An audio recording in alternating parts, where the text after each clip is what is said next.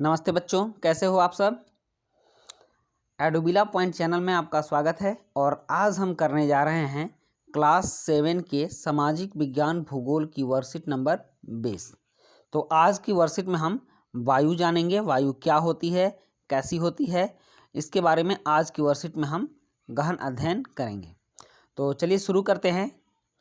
जब जल पृथ्वी एवं विभिन्न जलाशयों से वाष्पित होता है, मतलब कि आप यहाँ फोटो देख लीजिए, यहाँ वाष्पित हो रहा है, वाष्प बनकर ऊपर की ओर जा रहा है।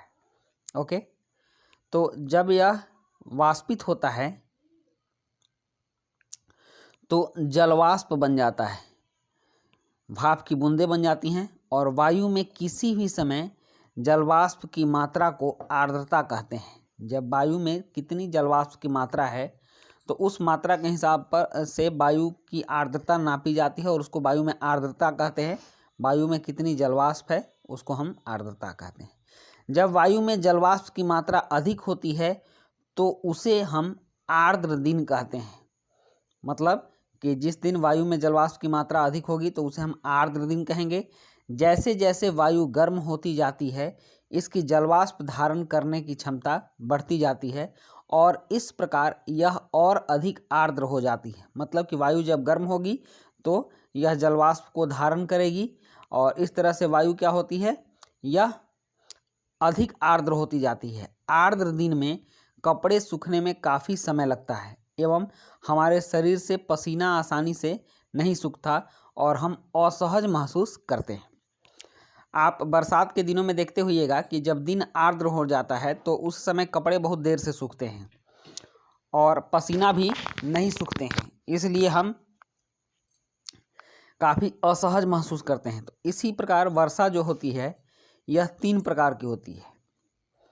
संवहनी वर्षा।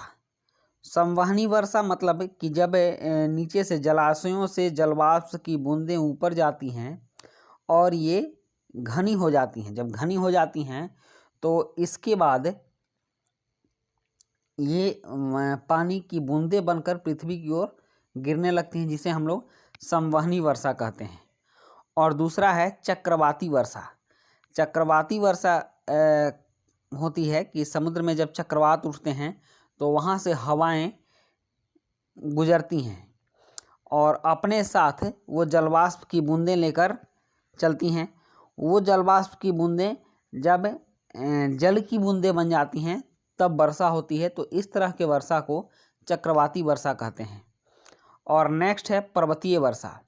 किसी बादल के रास्ते में पर्वतों के आने से बादल पर्वत के से टकराते हैं और यहाँ बादल संघनित होते हैं। संघनित मतलब घना हो जाते हैं, जिसकी वजह से बादल में जो वाष्प के कण होते हैं ये जल की बूंदों में बदल जाते हैं और वहाँ पर भारी वर्षा होती है। तो इस तरह से 3 वर्षा होती है, संवहनी वर्षा, चक्रवाती वर्षा और पर्वतीय वर्षा। तो यहाँ अब हम इन वर्षा के प्रकार को जानें। जब जलवाष्प ऊपर उठता है तो यह ठंडा होना शुरू हो जाता है। जलवाष्प जब गर्म रहता है तो वाष्प के रूप में रहता है और जब ऊपर उठता है तो यह ठंडा होना शुरू हो जाता है।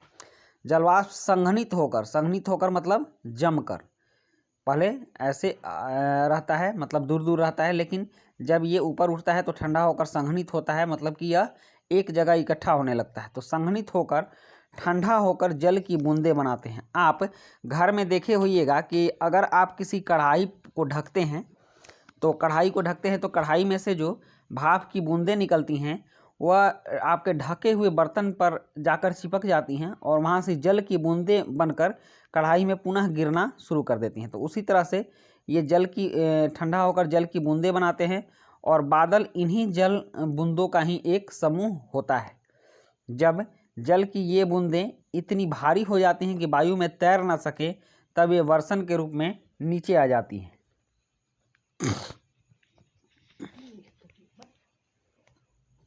उसके बाद आकाश में उड़ते हुए जेट हवाई जहाज के पीछे अपने सफ़ेद पथ चिन्ह छोड़ते देखा होगा। जब हवाई जहाज उड़ता है तो अपने पीछे वो एक लंबी सफ़ेद रेखा छोड़ते जाता है।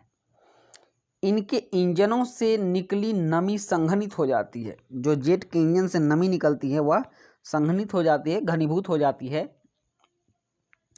वायु के गतिमान न रहने की स्थिति में यह संघनित नमी कुछ देर तक पथ के रूप में दिखाई देती है। और जब वहाँ चूँकि हवा बहती नहीं है और जेट इंजन अधिकांशतः समताप मंडल में चलते हैं, तो वहाँ हवाएं बहुत कम चलती हैं, गतिमान नहीं होती हैं।